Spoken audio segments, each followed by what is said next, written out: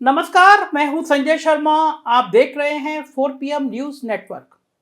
बहुत दिनों से आप लोग परेशान थे। मेरा नेशनल चैनल मुझे लगातार मेल कर रहे थे, मैसेज कर रहे थे, क्योंकि मेरे नेशनल चैनल को यूट्यूब ने 1 हफ्ते के लिए बंद कर दिया था बीजेपी के एक विधायक के वीडियो दिखाने के कारण। तो आज मुझे आप नेशनल चैनल पे सुन पा रहे हैं। शुक्रिया आपके प्यार के लिए कि आप लगातार मुझे मैसेज और मेल भेजते रहें।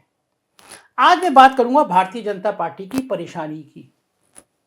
ऐसा आखिर क्या हो गया कि जो बीजेपी इतना ताकतवर महसूस करती थी खुद को, दुनिया की सबसे ताकतवर पार्टी मानती थी खुद को, जिसके नेता बड़े साहब छोटे साहब सबसे ताकतवर नेता मानते थे खुद को, आजकल वो परेशान है। पूरी दुनिया में जिसकी सबसे ज्यादा साख है बीबीसी, उसके ऑफिस पर इनकम टैक्स के छापे पड़ जा रहे हैं। पवन खेड़ा एक बयान देते हैं और अमित शाह जी उस बयान पर एकदम तुल जाते हैं। और छत्तीसगढ़ में जहाँ पे कांग्रेस का अधिवेशन होने जा रहा है, उस अधिवेशन से पहले छत्तीसगढ़ में ईडी छापे मारना शुरू कर देती है। तो परेशानी है तो है क्या? क्या डर है, क्या तकलीफ है, क्या सोच है? भारतीय जनता पार्टी इतनी कंफ्यूज क्यों हो रही है 2024 से पहले? कहां कुछ गड़बड़ नजर आ रहा है भारतीय जनता पार्टी को? कहां कुछ परेशानी नजर आ रही है भारतीय जनता पार्टी को? इस पे हम आज बातचीत करेंगे। दरअसल भारतीय जनता पार्टी कुछ तो साहिब के मित्रों की वजह से और कुछ सत्ता विरोधी रुझानों से परेशान है। मगर आज हम बात करेंगे भारतीय जनता पार्टी के सामने खड़े उन फैक्टर्स के जिक्र करने जा रहा हूं। मैं आपसे उन मुद्दों का जिक्र करने जा रहा हूं जिनकी वजह से साहिब समेत पूरी भारतीय जनता पार्टी हिली हुई दिखाई दे रही है। यहां तक कि राष्ट्रीय स्वयंसेवक संघ भी अंदर से हिला हुआ दिखाई दे रहा है बहुत सालों बाद। इस सत्ता विरोधी माहौल का कैसे मुकाबला किया जाए, अब ये ना तो साहिब को समझ आ रहा है और ना ही भारतीय जनता पार्टी को। ये इतना सबको समझ आ रहा है कि यह माहौल आखिर तैयार हुआ तो कैसे हुआ। लेकिन फिर भी ये तो सीधा सवाल है कि बिल्ली के गले में घंटी कौन बांधे, कौन बात करे। तो चलिए आज हम ही घंटी बांधने का प्रयास करते हैं। आज हम बताते हैं कि माहौल बना तो बना कैसे। हम सब जानते हैं कि 1991 से हमारा देश मुक्त बाजार की अर्थव्यवस्था को अपना चुका है। इसका मतलब यह होता है, सीधे सीधे सपाट शब्दों में मतलब यह होता है कि अब बाजार ही आपकी आर्थिक, सामाजिक, ये सारी स्थिति को अब बाजार आपकी हैसियत को तय करता है। 1991 से लेकर 2014 तक, चाहे नरसिंह राव रहे हों, देवगौड़ा रहे हों, गुजराल रहे हों, या वाजपेयी जी प्रधानमंत्री रहे हों, या फिर मनमोहन सिंह रहे हों, सबके दौर में बाजार ठीक ठाक ढंग से चलता रहा, निपटता रहा, जिसका नतीजा यह रहा कि मेरी और आपकी गाड़ी भी पटरी पर दौड़ती रही। लेकिन 2014 में साहिब आ गए। कंगना रनौत के शब्दों में कहें तो 2014 में ही हमको आजादी मिली, उससे पहले हम आजादी नहीं थे। साहिब भी अच्छे दिनों का वादा करके आए थे। हर साल 2 करोड़ रोजगार, सबके खाते में 15-15 लाख रुपए डालने का वादा करके आए थे। शायद लोगों के खाते में 15 लाख रुपए डालने के मकसद से ही जनधन योजना के तहत लोगों के खाते भी साहिब ने खुलवाए थे। मगर अफसोस कि साहिब ना तो हर साल 2 करोड़ रोजगार दे पाए और ना ही 15 लाख रुपए खाते में डाल पाए। उल्टा नोटबंदी करके लोगों के घरों में जो रखे थे पैसे, उनको भी बैंकों में डलवा दिया। हर घर की एक कहानी है, मेरे घर की भी कहानी थी। मैंने कुछ दिन पहले अपनी पत्नी से पूछा कि कुछ रुपए पड़े, या पत्नी ने एज यूजुअल कहा कि नहीं, घर पे नहीं है। नोटबंदी होने के तुरंत बाद कह दिए कि कुछ रुपए थे मेरे पास के 500 के नोट। ये कुछ नोट मतलब 5 नोट, 4 नोट, ये इस देश की महिलाएं हमेशा बचत करके रखती थी, लेकिन एक झटके में उनकी बचत खत्म हो गई। और जब लोगों के पैसे बैंकों में पहुंच गए तो उस बैंकों से क्या क्या किया साहब ने, ये सबके सामने। नतीजा यह हुआ कि आम आदमी भी कंगाल, बैंक भी कंगाल, और साथ साथ देश की अर्थव्यवस्था भी बेहाल। और फिर इन बेहाल लोगों पर साहिब ने जीएसटी की मार अलग से लगा दी। इन सब का नतीजा यह हुआ कि देश में 90% से ज्यादा रोजगार देने वाले असंगठित क्षेत्र की कमर टूट गई।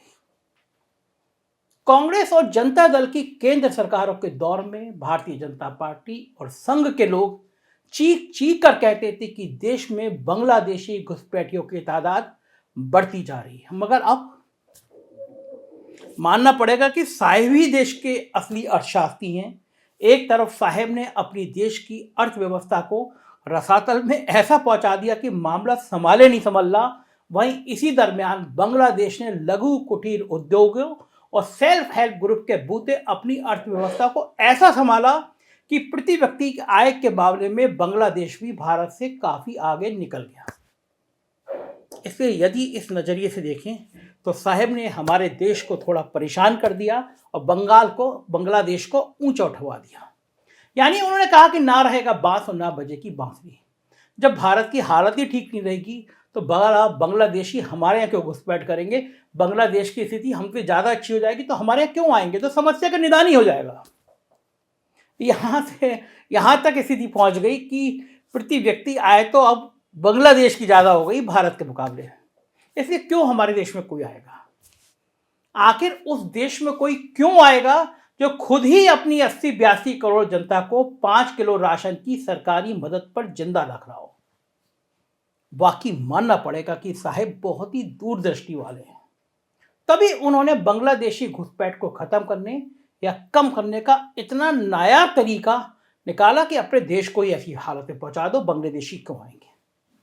अब कम से कम आप तो अपने साहेब की देशभक्ति पर शक नहीं कर सकते। बिना लाठी गोली चलाए उन्होंने बांग्लादेशियों को वापस भेजने का उपाय कर दिया। अब तो आप मानेंगे ना साहेब कितने काबिल है हमारे। मगर साहेब की यही काबिलियत अब जी का जंजाल बनती जा रही है। देश की अर्थव्यवस्था बिगड़ने से प्रति व्यक्ति आय कम हुई तो ऑक्सफैम ने रिपोर्ट छाप दी कि 2015 से अब तक 84% भारतीयों की आय में कमी आ गई है, मगर उल्टा उसके दफ्तर पर छापा पड़ गया। बीबीसी, एल्ट न्यूज, वायर, किसी भी को भी बॉस के जिगरी दोस्तों ने छोड़ा नहीं। जिगरी दोस्त मतलब सीबीआई, ईडी, इनकम टैक्स, गलत मत जाइए, कहीं और मत सोचिए। हालत यह हो गई कि आम जनता ने केंद्रीय जांच एजेंसियों को और भारतीय जनता पार्टी के बीच में कोई फर्क करना ही छोड़ दिया। उन्होंने कहा दोनों तो एक ही हैं। जो ईडी से बीआरएस लेता है वो भारतीय जनता पार्टी में आके विधायक और मंत्री बन जा रहा है। ऐसे में साहेब और उनकी भारतीय जनता पार्टी के बारे में माहौल तो खराब हो गई।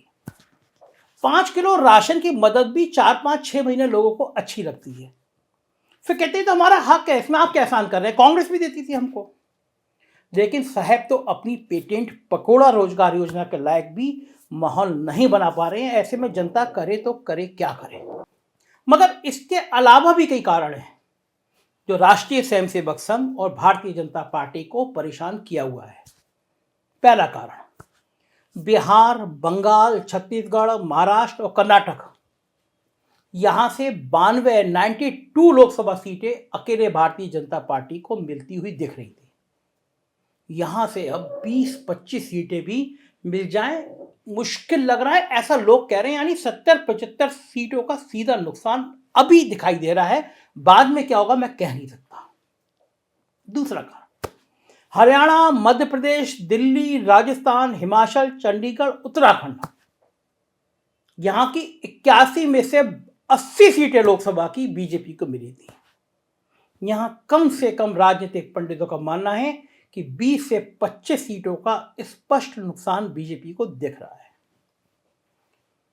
उत्तर प्रदेश और झारखंड, ये दो ऐसे राज्य हैं, यहाँ की 94 लोकसभा सीटों से 76 सीटें 2019 में भारतीय जनता पार्टी के पाले में गई थी। मगर आज की तारीख में यहां ना तो संघ और भारतीय जनता पार्टी कुछ अनुमान लगा सकते हैं और ना ही विपक्ष कोई अनुमान नहीं लगा सकता। यूपी में ब्राह्मण उत्पीड़न मुद्दा बन रहा है। झारखंड में ओबीसी आरक्षण बढ़ाने का मुद्दा बीजेपी की गले की फांस बन गया है। इन सबके साथ जाति जनगणना का मुद्दा, किसानों की समस्या, बेरोजगारों की समस्या, अग्निवीर का बवाल और उन सबसे बढ़कर देश भर के 90 लाख उन केंद्र और राज्य सरकार के कर्मचारियों का सवाल जो पुरानी पेंशन व्यवस्था की मांग को केंद्र में रखकर इलेक्शन ड्यूटी करने उतरेंगे। अब ऐसे में 100 सीटों के आसपास का नुकसान यूपी झारखंड को छोड़कर दिख रहा है। और यदि यूपी और झारखंड भी इसी ट्रेंड पर चल निकले तो 125 से 150 सीट तक का भाजपा का नुकसान होता हुआ नजर आ रहा है। ऐसी राजनीतिक गलियारों में चर्चा हो रही है। जिस राम मंदिर को भारतीय जनता पार्टी लोकसभा चुनाव से पहले गरमाना चाहती है, उसके ठीक पहले ही रामचरितमानस का बवाल खड़ा करके और उस बवाल को जाति जनगणना की चाशनी में लपेटकर विपक्ष ने भाजपा को अपने ट्रैप में ले लिया है। साफ जाहिर है कि हिंदुत्व का मुद्दा बिखर चुका है। चाय वाले और नीची जाति का मुद्दा तो पहले ही खड़गे जी खत्म कर चुके हैं। अब तो रामचरितमानस के लेखक भी तुलसीदास नहीं बल्कि तुलसीदास दुबे के नाम से बताए जा रहे हैं। बताइए, मैंने पहली बार सुना तुलसीदास दुबे। तो आप सोच सकते हैं कि साहब और उनकी बीजेपी कितनी परेशान है, कितनी फंसी हुई है। बाकी नीतीश कुमार सारे विपक्ष को कह ही रहे हैं कि हमारा सुझाव मानो तो बीजेपी 100 सीटों के नीचे से मर जाएगी। तो यही परेशानी का नतीजा है कि बीबीसी के छापे हैं, छत्तीसगढ़ में छापे हैं, लेकिन इससे माहौल बनने की जगह और बिगड़ रहा है। चुनाव जैसे जैसे पास आएंगे पॉलिटिकल सरगर्मियां बढ़ेगी, हमारी निगाह रहेगी। आप देखते रहिए 4PM चैनल, क्योंकि यही चैनल है जो गोदी मीडिया नहीं है, सच बोलेगा, खरा बोलेगा। हमारे कुछ और राज्यों में भी चैनल हैं, हम चाहेंगे कि आप उनको सब्सक्राइब करें। उत्तर प्रदेश के लिए 4PM यूपी, बिहार के लिए 4PM बिहार, गुजरात के लिए 4PM गुजरात और कर्नाटक के लिए 4PM कर्नाटक। आपका अपना चैनल है, सब्सक्राइब करिएगा। शुक्रिया, थैंक यू।